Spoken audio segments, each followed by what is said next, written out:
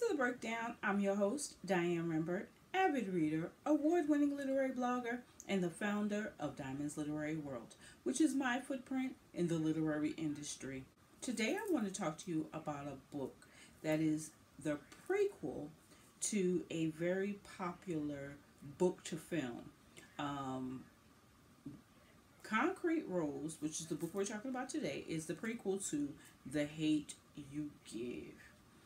It happened 17 years prior to The Hate You Give.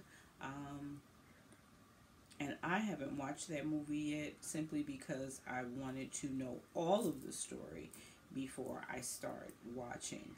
But it's soon come, okay? As we say in the island, soon come. What I want to talk to you today is about Maverick. He's a 17-year-old who is being raised currently by his single mother. Now, she's not single because she's unwed. His father, who is a gang leader, is in prison. And so she's left to raise him by herself. And she's working, trying to provide. And it's so hard. Now, what you need to know is that Maverick is expected to be in the gang simply because of who his father is. And so with no male role model other than his cousin, who is also the son of a gang leader who was murdered, you have a young boy who is practically being raised by the streets. So when the book opens up, we find Maverick, 17-year-old Maverick, going to take a blood test to see if he's the father of his so-called friend's baby. I'm not going to give the story away because you've got to read it and find out for yourself. When I tell you when the results came back, I was so upset with the mother. I was so upset with the mother of the baby as well as the grandmother of the baby for the way the situation was handled. Because now Maverick finds himself an unwed single father of a new baby, a 3-month-old baby. And his mother has it hard enough, you know. And so now, like, what does he do? And I failed to mention that Maverick is also in a relationship. So now he has to explain to his girlfriend that he has a baby with his friend's ex-girlfriend or whatever she was. You'll have to read the book to find out. So Maverick really went from boy to man overnight. And not only with dealing with fatherhood, but then he loses someone who is very close to him so heinously. And so now he's like, what do I do? You know, how do I provide? How do I help my mom? How do I be a dad? How do I be a boyfriend? How do I continue with my education? One thing I will say is I love the village that stepped in to help Maverick. You know, he had his mom, but she could only do but so much. He had his neighbors. He had, again, you know, he had his cousin. Maverick, at times I felt so sorry for him. But I also applauded him. Like, I wanted him to succeed because he took it on the chin and he just kept going. Like, you know what? I have to do what I have to do. I never looked at him any differently for the way he chose to provide for his son. I just wish that he had more help from the mom. And that was another thing. Like, I was so mad at her. Like, how do you just leave your baby like that, right? But not only that, he's struggling. We see in the book that they're receiving assistance for a baby they're not even taking care of. Like, who does that? Oh my God, I was so pissed off with them. And I'm going to continue to say it because you know what? We always talk about single moms and how hard it is for them. Let's talk about the single dads. And this boy was 17 years old. It was so hard for him trying to maintain his education. Like, sometimes he would take the baby to the babysitter, go home and go to sleep. So his grades started slipping, but he he was determined to take care of his baby. But I'm gonna tell you what, as much as it was a heavy subject, there was a lot of comic relief in this book. Oh my God, like, I laughed so much with some of those scenes. Like, we can all relate to getting dressed, getting ready, and the baby has an accident. We can all relate to, when the book opened up and he was like, you never want to get beaten, especially in front of your girl. Never want to get beat on the basketball court, especially in front of your girlfriend. Like, that was hilarious. I think the funniest part for me was when he went to school and his friends were clowning him because his sneakers. They told him his jump man had booty crack.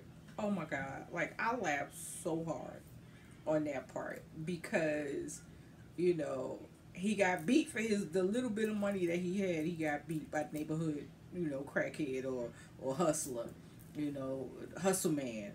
He got beat by neighborhood hustle man, which is very relevant to the book, but you'll have to read it to find out why Hustle Man was so relevant. And all throughout this, he's trying to figure out, like, I can't be a part of this gang anymore because I just don't have time. And I want to find out who killed my family member. Like, who's responsible because, I have to get some payback for this. So there was a lot going on in Maverick's head, only to find out that his girlfriend was pregnant too. Whoa. Whoa. Now, I was like, oh my God, I can't believe it. But that ended up being, a moment of comic relief because Mr. Lewis, you guys remember Mr. Lewis, he wasn't actually his employer, but the friend of the employer was like, boy, you need a condom. It was so funny. Like, this book, Concrete Rules, is definitely going to be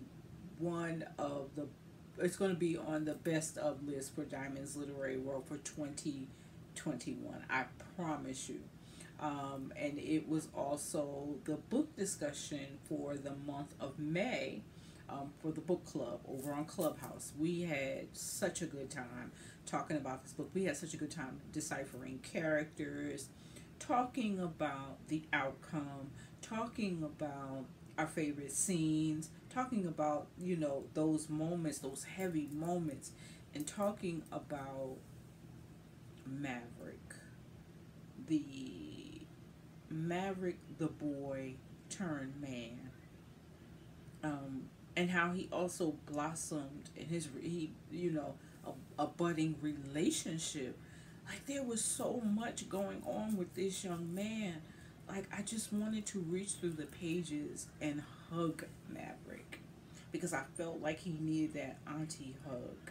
He had a mom. He needed that auntie hug. But again, I loved his support system. I loved that, people allowed him to be, the boy turned man, but they were also there in case he fell. And what an amazing book. What an amazing, amazing book. I hope that you guys take a minute to go and check out Concrete Rose by Miss Angie Thomas, um, because I don't think you'll regret it.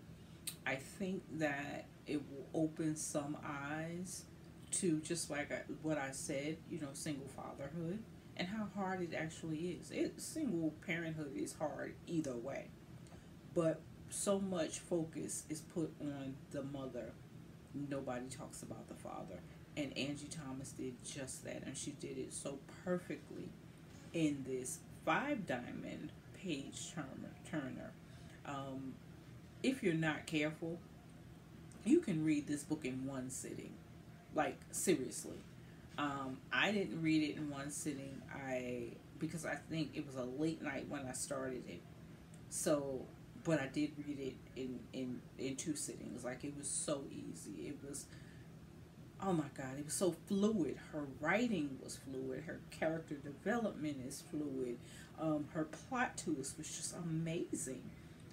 You didn't want to put the book down. So I highly recommend that you go and pick up this book along with The Hate You Give. And let me know your thoughts. I want to hear your favorite character. I want to hear your favorite moments. I want to hear if you what you thought about that ending. Let me know, because I kind of feel like, you know, we could have had a little more to the ending, but if you understand that the prequel was written before The Hate You Give, then you know that there is an ending that happened 17 years later. So let me know your thoughts. I would love to hear them. In the meantime, I want to thank you guys for taking the time to watch the video. I want to thank you for subscribing to the channel. If you have not done so already, please take a moment to do so now.